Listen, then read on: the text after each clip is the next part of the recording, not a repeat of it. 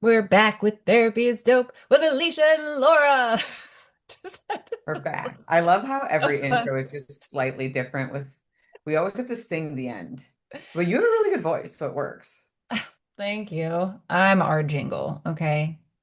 Definitely. I can't jingle like that. I don't have that jingle skill. All right, so Laura and I were just discussing the fact that we did an episode on the intro to consciousness, and then we sort of dove in with some people who are pretty deep in the game. Mm. And I feel like we lost some pieces. Like we talked about things that didn't necessarily make sense, even to us. Like in the moment, we were both like, "Huh?" Huh? Yeah. So we wanted to revisit and like review some of that stuff so that we could maybe bring some pieces together. So Yeah. I'll start with asking Laura to help us understand from her perspective, because Laura did a lot more consciousness work before I did. How did you put consciousness and mental health together? Because, for example, people on my TikTok have said, so what's the point? So if let's just say that we do have psi abilities, what does that have to do with mental health? Uh, Great question. And I won't even say I'd take it as far as psi abilities. I would think more in the lens of like mindsight from Dr. Siegel and how like I think of it more from like a deeper nervous system aspect. So all that to say, how did I get into it, right? I was trying to understand kind of the source of like what creates us to be who we are. And it's not like the nurture versus nature conversation, more like how we kind of get addicted to our own habits and our own ways of being. And through a diversity of teachers and books, I found myself at reading Joe Dispenza's Breaking the Habit of Being You. At the same time, I was reading The Map of Consciousness. Mm, And Joe Dispenza's book does a really good job of explaining kind of the physiological hooks we have from our hormonal state that develops our personality as well as kind of our reactive attachment styles to stressors. And then he has this like zone that I just call the leap, which is kind of like a quantum leap to like you can't actually necessarily scientifically prove why this is the way it is, but if you manifest in these ways, then you will see your life unfold. And like that's kind of his zone. That's that piece. And then the map of consciousness came in and it was honestly, it made much more sense to me around like, oh yeah, this is absolutely what happens in our world because it breaks down how we perceive the world based on energetic frequency that we emit. And I think in mm, general, a lot of people struggle to understand like we have an electromagnetic field. Like as a human being, that's just part of we don't know like necessarily feel it or sense it. We can, and you can develop those abilities, and that can get towards the side component. But in general, like where's the thing? Like it's a scale of like enlightenment all the way down to shame. But what I've always found interesting about the map of consciousness is that it doesn't just equate a certain level you're experiencing life at. It also explains kind of how you're experiencing life as well as how you're viewing life. So for okay. example, the lowest one is shame.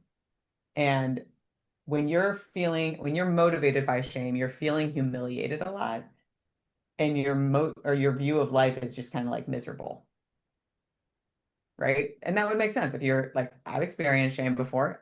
I was not enjoyable. But think about how when we're in those energetic states, it shapes how we view and experience things. So put that together with the whole breaking the habit of being you. I was like, well, so what does it even mean to be me? Question. Yes. I want to say that when you're talking about viewing the world through a lens of shame, another way that you might think about that is just considering it like a mindset. So, for example, we talk about having a victim mindset. It's a mindset, it's the way that you're viewing things like, oh, all this stuff is happening to me. So, and I'm not Mind saying state. the shame is the same as being a victim. I'm just saying a way that people can relate to it if they don't think of energetic frequencies. Sure, sure, sure. I would They might think of it. the only subtle difference is I would say mind state, not mindset. Because Okay. mindset tends to be more of like the foundational beliefs that we carry that perpetuate our experience. Because even if we feel shame for one day, that doesn't necessarily mean that we're going to wake up the next day and experience the world the same way. So it's more of a mind state Okay. Like when we, and to your point, yes, most people don't think about it in the terms of frequency, but all that to say, when you are in a mind state that's more optimistic or pessimistic based on whatever frequency that influences how you perceive, we often feel a victim to our own experienced state, right? And that's where a lot of people then start coming to therapy because they want to learn how to feel better. What they Yeah. don't realize is a lot of what therapy helps you do is it helps you get better at feeling, which is literally expanding the nervous system's secure safety zone, which allows you to be more deeply connected to yourself. And when you are more deeply connected to yourself, you actually can access greater senses. And really, what consciousness is awareness. So if you are more aware because you're more connected to yourself and you can sense a greater variety in the atmosphere, you get to be more connected to your atmosphere, but also to what's in your presence. And you can kind of pick up different kind of messages of clarity along the way. That's kind of how it loops back in. And I always found it helpful to think of consciousness as present awareness. Like, what am I currently conscious of? Where is my current awareness? With the understanding that our nervous system has a depth of sensitivities that we don't really talk a ton about or think about because we don't access them a ton. But when we do create that space long enough, we actually can like sense things we hadn't sensed before, if that makes Yeah, sense. so I can expand on that, but first I want to talk about what you just talked about, which you talked about stress, the Mhm. nervous system, and life habits, and how consciousness and becoming more aware and becoming more conscious of yourself and who you are and what's going on can change your perceptions and change um, the way that you're viewing what you're experiencing. Yeah, and give you a greater zone of kind of capability before you feel activated or shut down, Yeah. right? I think that's also the component of like by allowing ourselves to feel these things and process them and going to a coach or a therapist, we literally expand. Like if someone slaps you across the face before you do therapy or coaching, whatever it might be, or just kind of expanding your zone, you're going to have a reactive response. But if you've worked on establishing a stronger sense of security and connection to yourself, your greater self, not your insecure self, then someone might do that and you still might be connected to yourself versus into some reactive or shut down place. So it gives you, in my opinion, one of the greatest things it gives you is like you get to experience your life more fully without giving people the power to like make you reactive or without feeling like you're a victim to your own experiences. Yeah, so for me, Mhm. coming at this from a psychology perspective, all of this stuff makes sense from a science psychology perspective, but the way that we get introduced to these ideas is through meditation. And you can't go to a single training without people talking about meditation and the benefits and all of that jazz. And um, prior to beginning this consciousness journey, uh, I had no idea that people could have like these crazy, enlightening experiences through meditation and breath work and things like that, Mhm. and basically rewire their nervous Yeah. system and their brains and come out of those experiences as more improved human beings. So I knew that being still with yourself was important. I knew that paying attention to yourself was important. I knew that relaxing your mind and your body was important, but I did not understand that a lot of people who practice this on a regular basis also have these enlightening experiences. And Mm. even if there's nothing really dramatic like that, another thing that people often experience is just clarity. Clarity about what I need to do, how to move forward with something, who I need to reach out to, a question I need to ask, or a creative project I need to do. So I did not realize that that was all like a part of this. And I remember when we went to Eckhart Tolle and he was talking about all you have to do is be still with yourself. And I'm like, what? Yeah. I've been still with myself for 20 years and I have never I don't know what you're talking about with this like drop in the ocean thing that he was talking about. Yeah. Like He was saying, and you referenced, who are you? If you Yeah, think about who you are, he was saying we're a drop in the ocean. And that right. if you sit with yourself and you're still with yourself for long enough, you begin to realize that you're just a drop of water in this deep, deep ocean and that you can experience this whole deep ocean. And I was like, what? So I think it's taken, I feel like I'm a slow processor or learner or whatever. And it's taken me years to piece together all of these things about consciousness. And, you know, again, from a mental health perspective, if meditation has been deemed a cure-all for like, it doesn't matter what your illness is, if you meditate, that's supposed to help you, whether it's depression or anxiety or whatever. And meditation's free and it's all over YouTube, and breath work is free and it's all over YouTube, and yet we don't do it. So, what is it, and why do we struggle with this so much? So those are other questions that we'll get to at a different time, but the bottom line is this awareness that you're talking about of this energy field. Um, like I said in the last podcast, I think um, the TV show explained it like it's an information field that you're walking into, and you have access to all this information. And for a person like myself, anxiety loves information. And the more information you can have, the less anxiety you feel about things, generally speaking.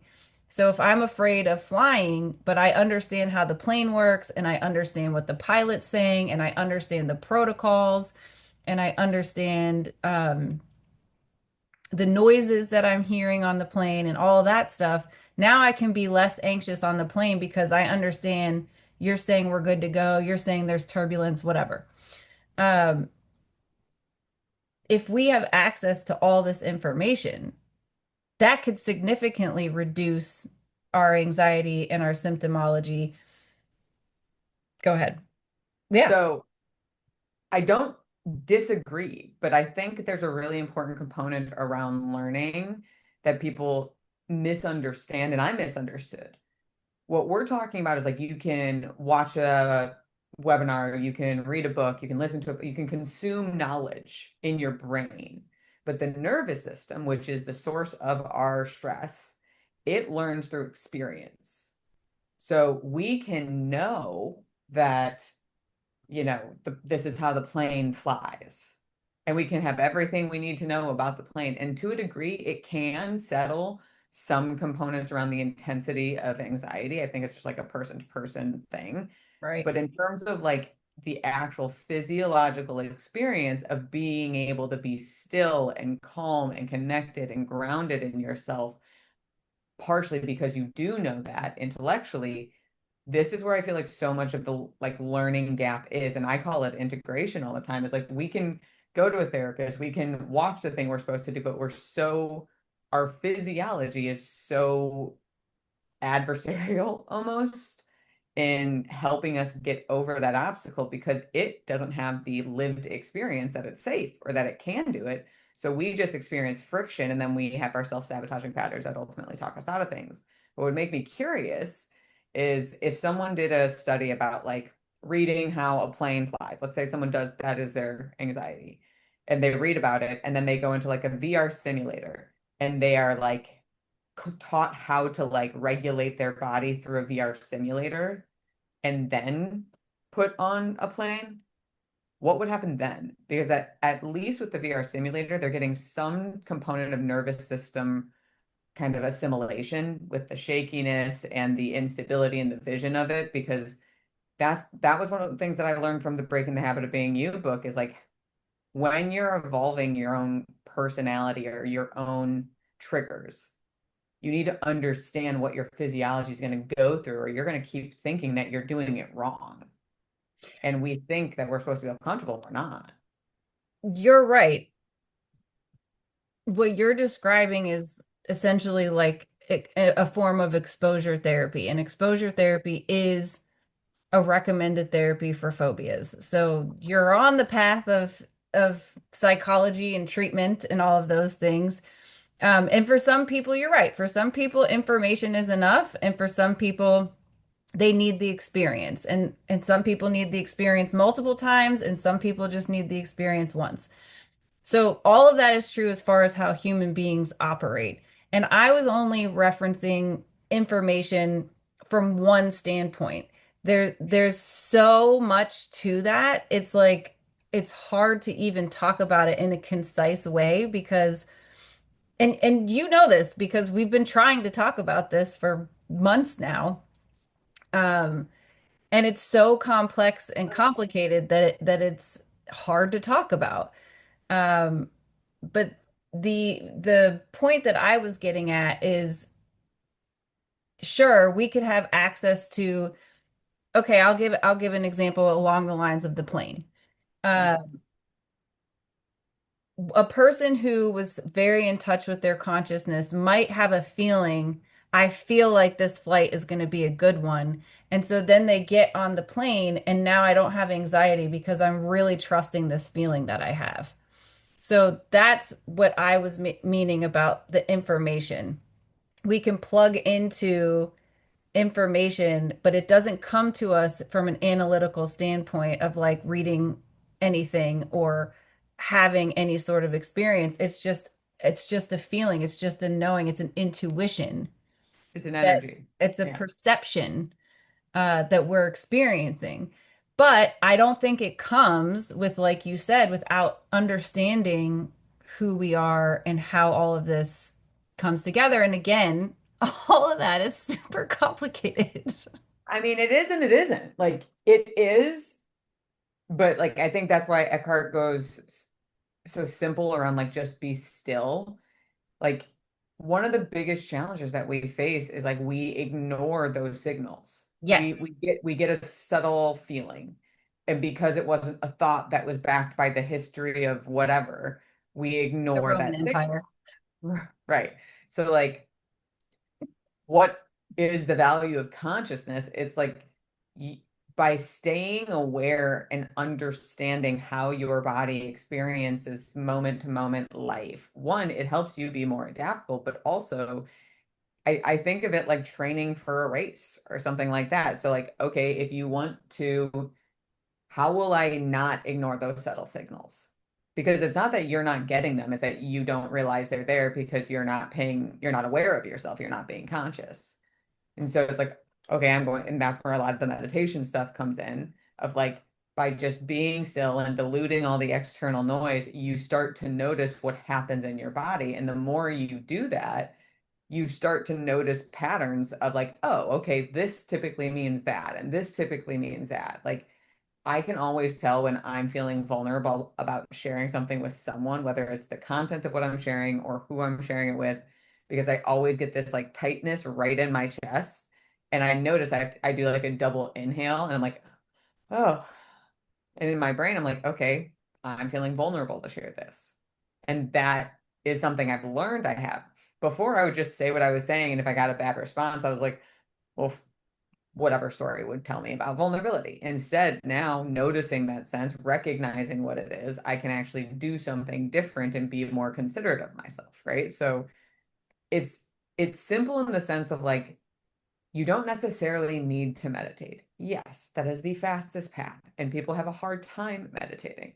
But you can be still in mundane things too. Like this is one of my Yes. things, the things from Jay Shetty's book of like think like a monk.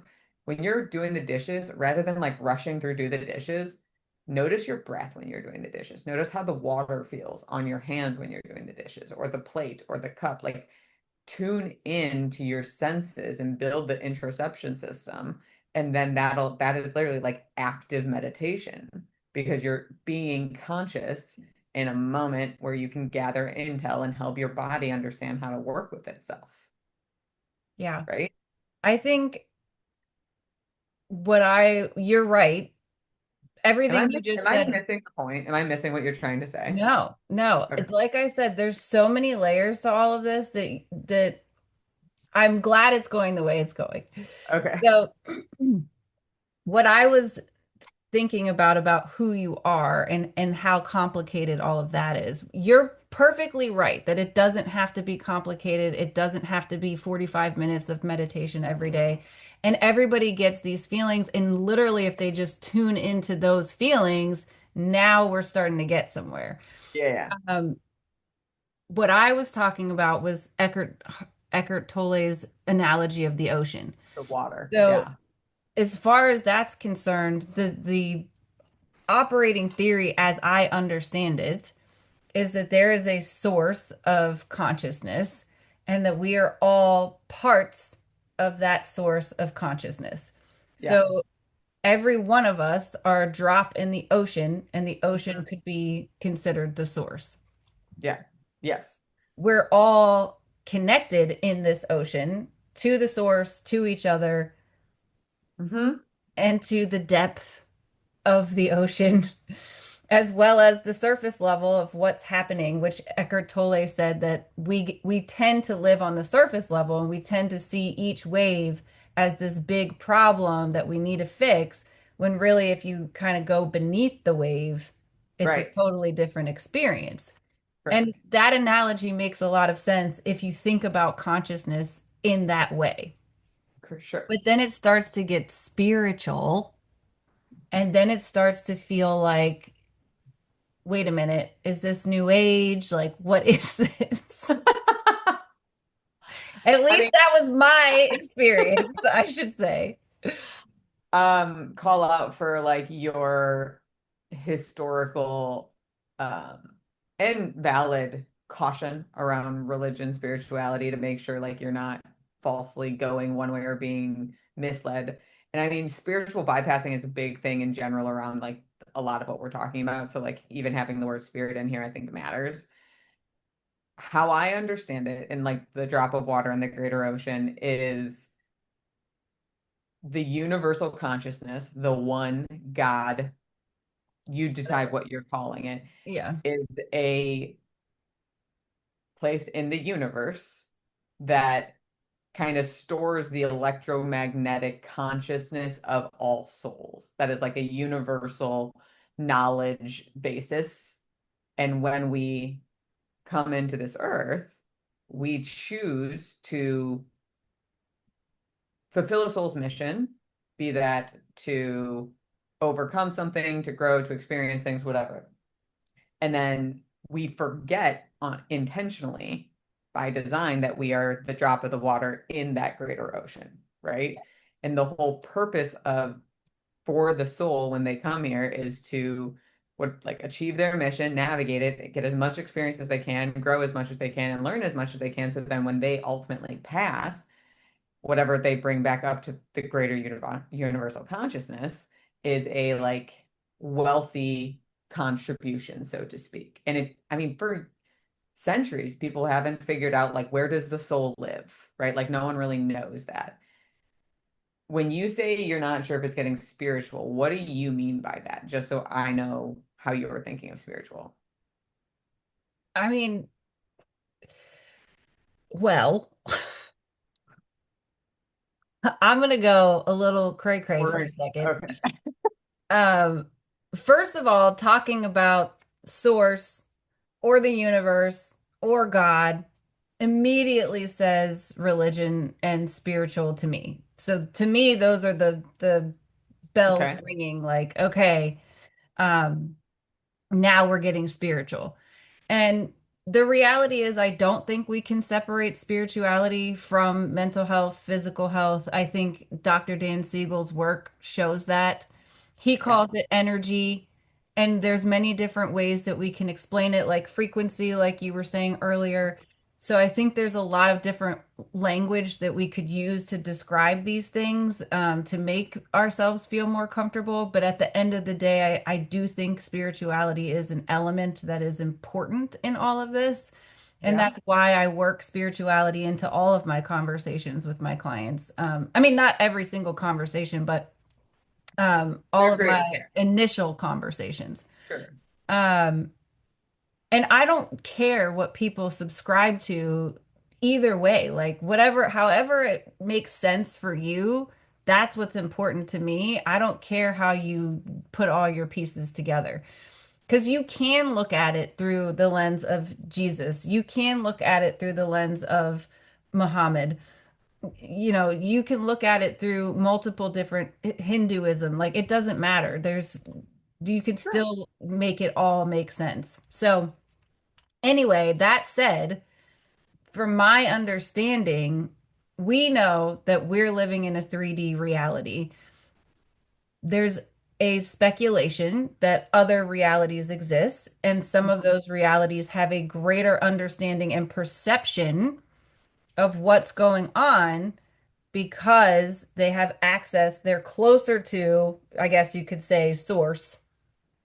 And so they have access to this information and operate from a different frequency, a different dimension, a different reality, however you want to say it.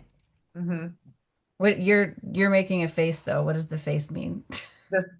I mean, some of it's just like language. I don't think it's necessarily like closer to consciousness, more so as it's like further from egoic states. Oh, okay. Yeah. That's a Because fair. Yeah. I mean, egoic states are, it's like a chicken and egg conversation, right?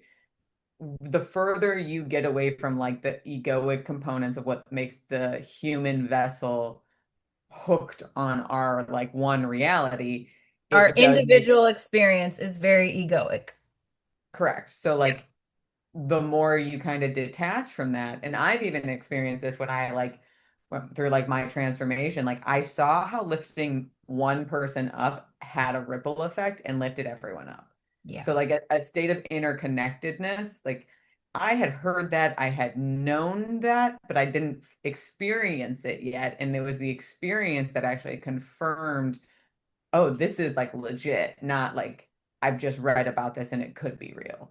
Yeah. Right. So from that standpoint, like when I think about seeing the ripple effect, I'm feeling connected to other water droplets, Yes. Yes. right? So I'm accessing greater interconnection with other consciously like awakened souls.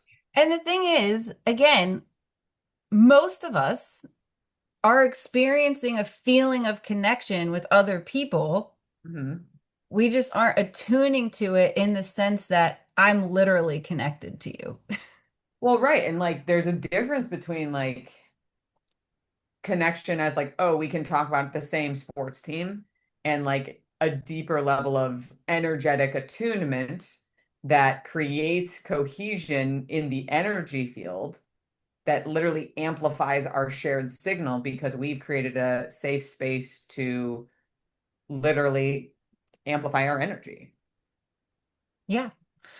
So, but the way I describe it to my clients, this connection that we're talking about before I say anything else, is have you ever met someone that you feel like you've known for a long time? I Yeah. just met you, but I just feel like immediately like I've known you for a while. Like we just like we're vibrating on the same frequency, if you will, or like we get each other, we're clicking.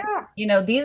These are things that exist and have existed. We just aren't using, like you're saying, the same language to describe it. So and for me, that's important because I've always considered myself a very grounded person and I didn't want to get lost in any woo-woo stuff. And so it's important for me to say, like, this isn't necessarily woo-woo stuff. This is stuff that Yeah. you've all experienced. You just haven't tuned into it and paid a lot of attention to it. Right. Um, so with that being said, I wanted to bring in this other level of connection or dimension or Sure. consciousness.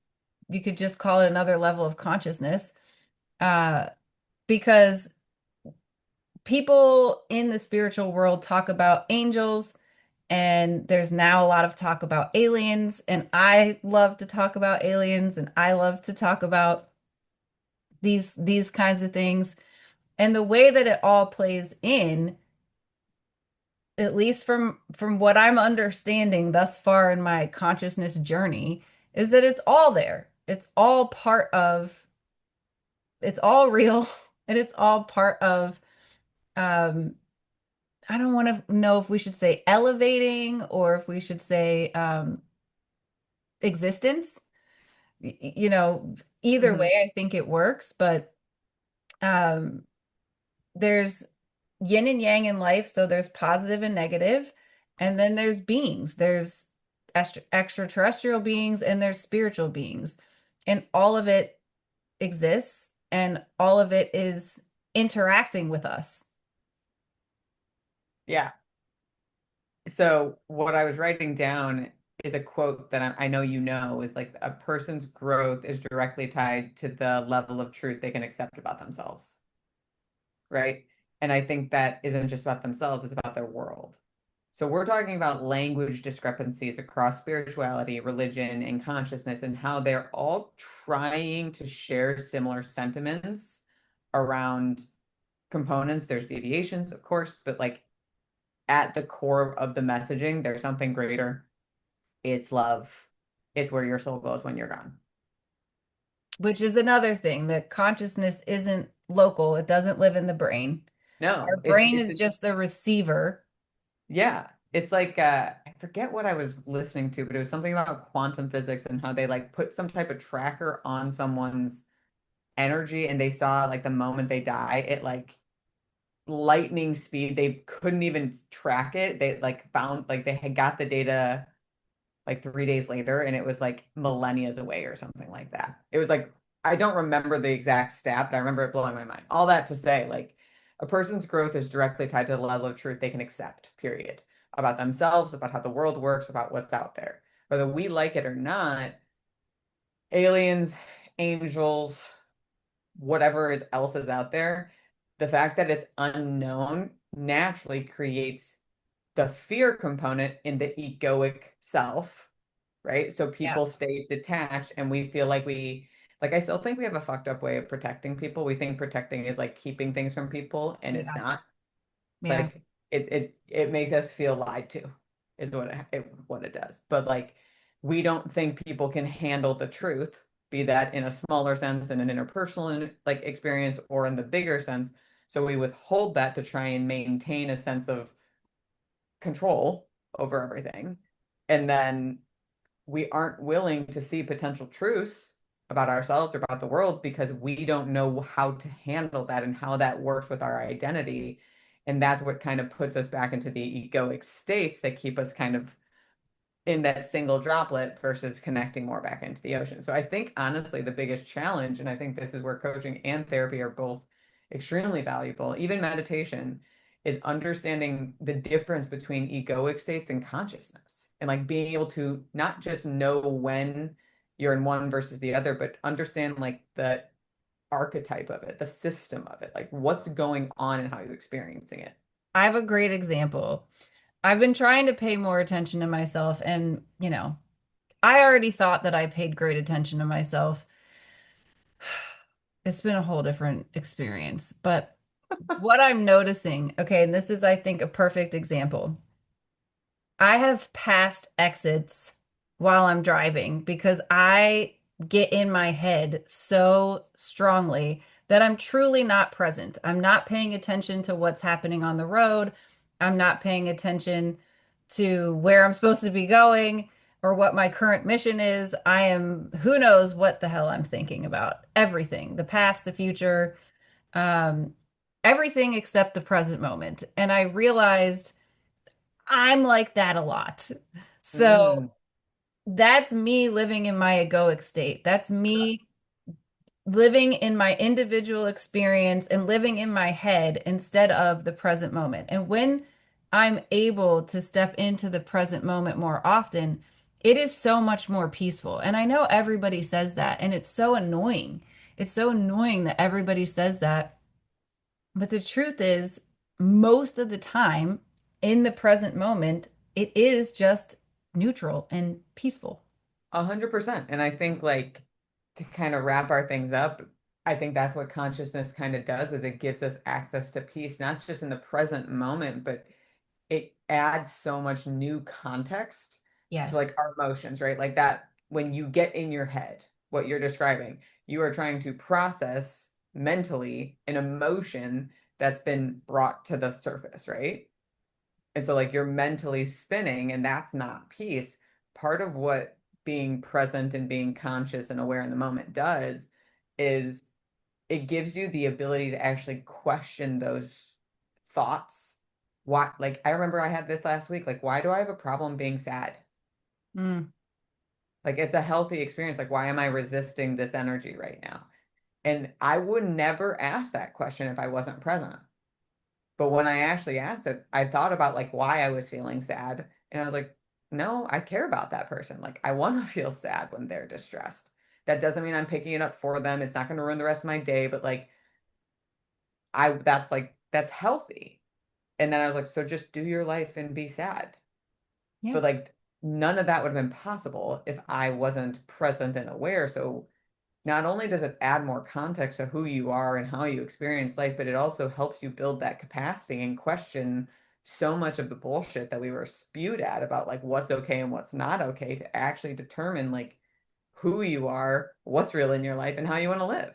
And how you want to create meaning, because I think that ultimately Yes, we get to create meaning in our lives, and all of absolutely. us have a different way of doing that. And that's the cool thing. So, Yeah. anyway, I think we did brilliant We today, kicked and I'm ass. so Yeah. proud of us. So, Go up hopefully, y'all took something away as well. And we'll see you next time. next time.